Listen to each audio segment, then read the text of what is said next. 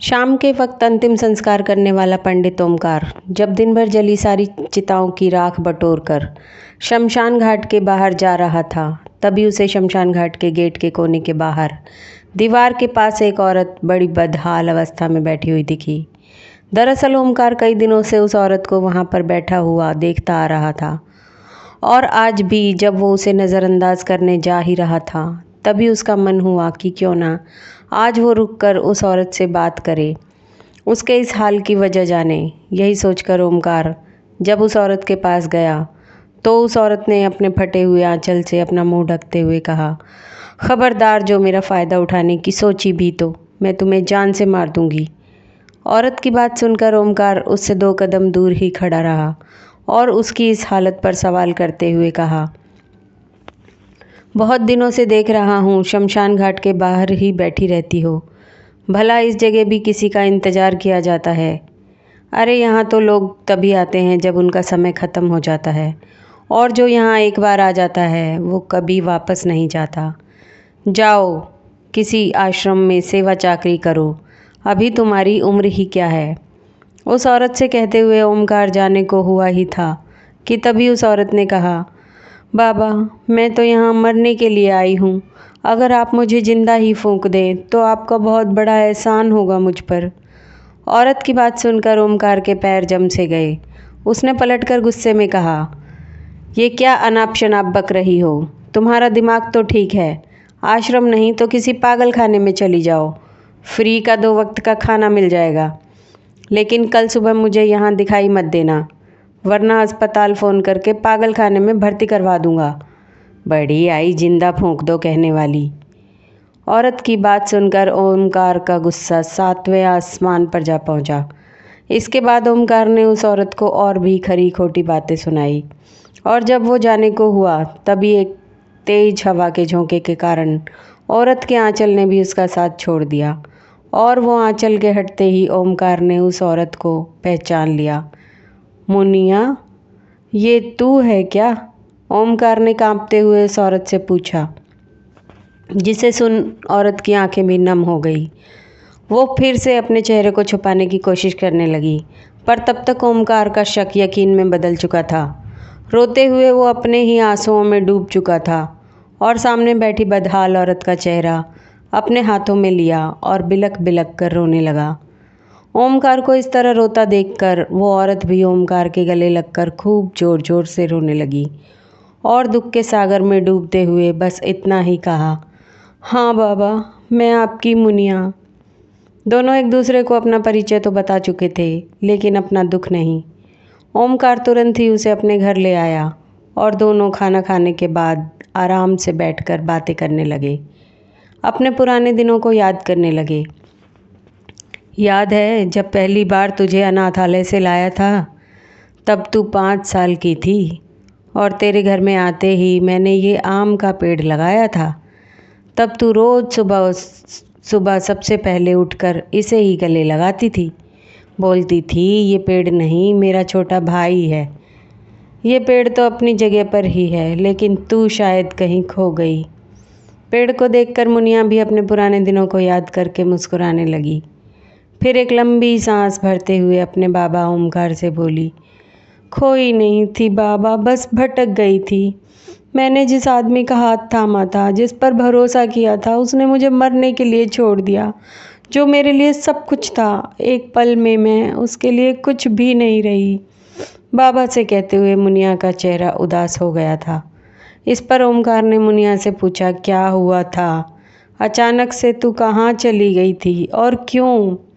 बाबा का सवाल सुनकर मुनिया ने अपने पुराने 5 सालों को याद करते हुए कहा, बाबा, कॉलेज में मुझे एक लड़के से प्यार हो गया था।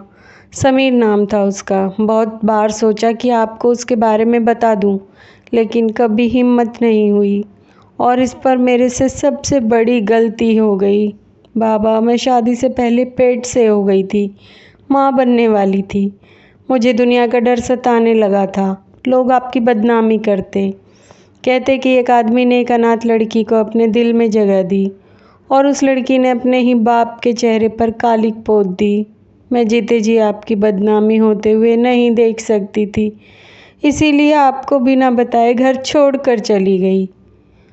मुनिया के माँ बनने की खबर सुनकर ओमकार को धक्का लगा, पर उसने कुछ भी नहीं कहा। चुपचाप वो उसकी बात सुनता रहा। मैंने घर छोड़ दिया और किसी तरह समीर को मनाकर उससे शादी कर ली और कॉलेज के आधे में ही उसके घर चली गई। मुझे लगा था कि शायद उसके घर वाले मुझे अपनाएंगे नहीं, लेकिन ऐसा नहीं हुआ।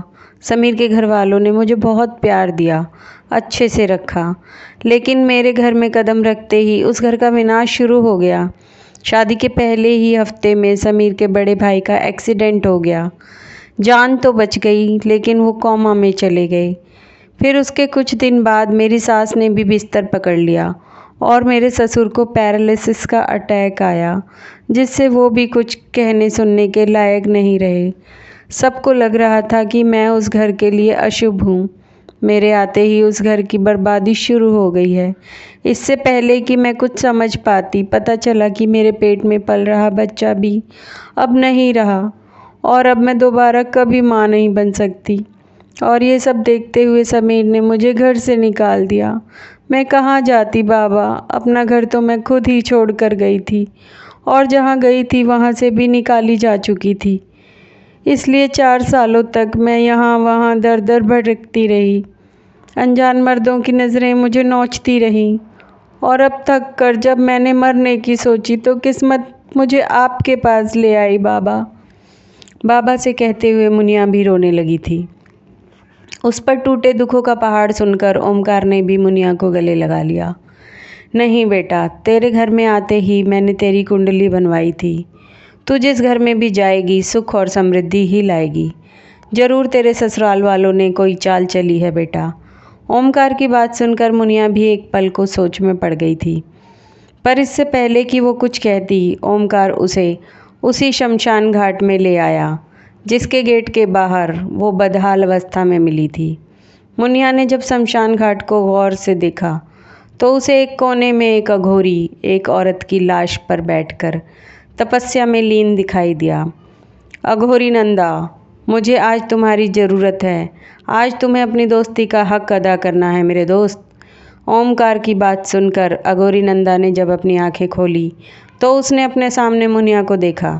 मुनिया को देखते ही अघोरी को उसकी पुरानी ज़िंदगी साफ साफ दिखाई देने लगी और बिना कुछ बोले अघोरी ने मुनिया से कहा, बेटी तेरे साथ जो हुआ वो साजिश थी, सिर्फ़ और सिर्फ इसलिए ताकि वो तुझसे छुटकारा पा सके और तू बेचारी उन सब लोगों के धोखे को सच मानती आई और ख़ुद को कोसती रही। अघोरी की बात सुनकर मुनिया चौंक उठी, पर उससे अभी भी अघोरी की बात पर पूरा यकीन नहीं था। बाबा, पर अभी जो आपने कहा उस पर पूरी तरह से यकीन करने में मुझे संकोच है। मुनिया की बात सुनकर अघोरी मुस्कुराने लगा और फिर चिता से उतरकर अपनी झोली से बबूत निकालकर मुनिया के सामने फेंक दिया, जिससे धुएं के अंबार में उसे अपने ससुराल का हंसता खेलता पूरा परिवार दिखाई दिया।